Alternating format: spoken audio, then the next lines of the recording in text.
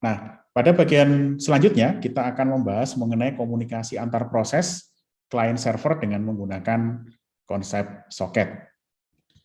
Nah, latar belakangnya adalah komunikasi antar proses dalam sebuah sistem terdistribusi ini menjadi komponen yang sangat penting sekali. Nah, agar 2 atau 3 lebih proses itu bisa saling berkomunikasi, ada 2 pendekatan yang bisa kita pakai.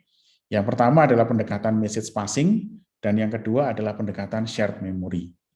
Nah, kalau dalam konteks sistem terdistribusi, umumnya yang dipakai adalah pendekatan message passing.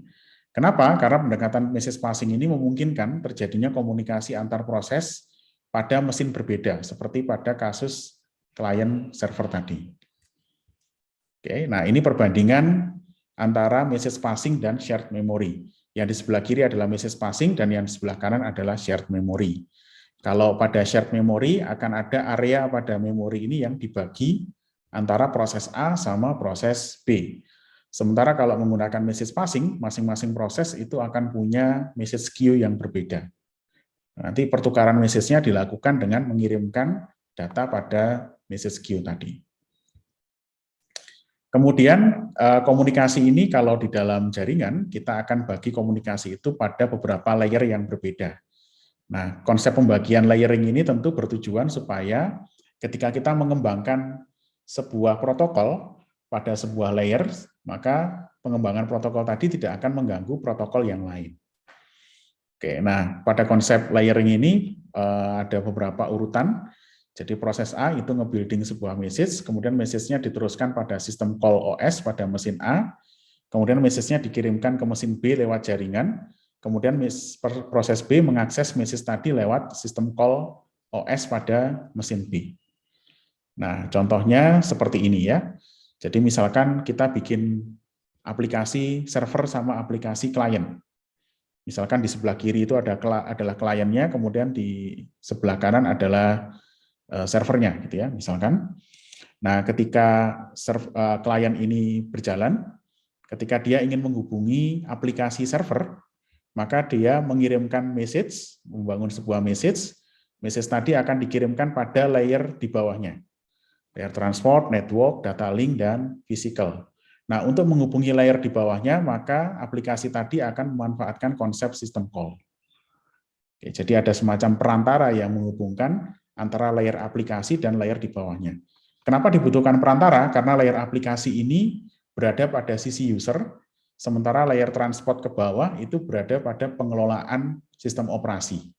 Sehingga kalau Anda bikin sebuah aplikasi gitu ya, yang membutuhkan komunikasi antar proses berbasis lintas komputer, maka Anda harus memanfaatkan sistem call atau API yang disediakan oleh sistem operasi.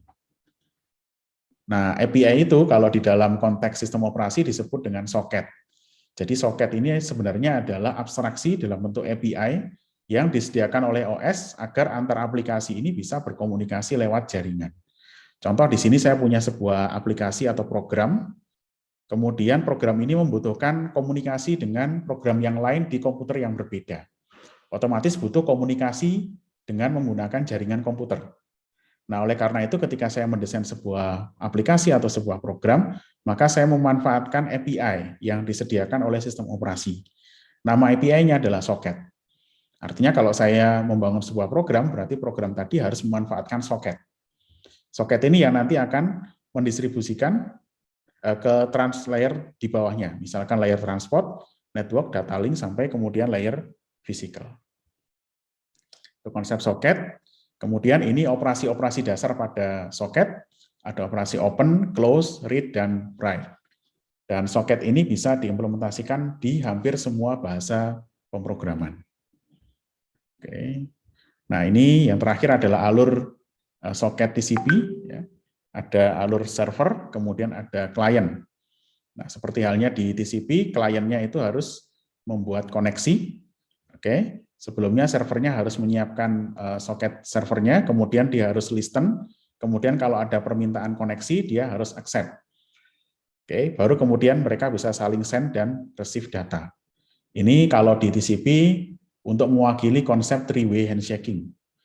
Oke, jadi untuk mewakili konsep three-way handshaking. Jadi paket SYN-nya dikirimkan pada saat connect, kemudian diterima oleh server dengan menggunakan fungsi accept, kemudian baru komunikasi bisa dilakukan antara klien dan server.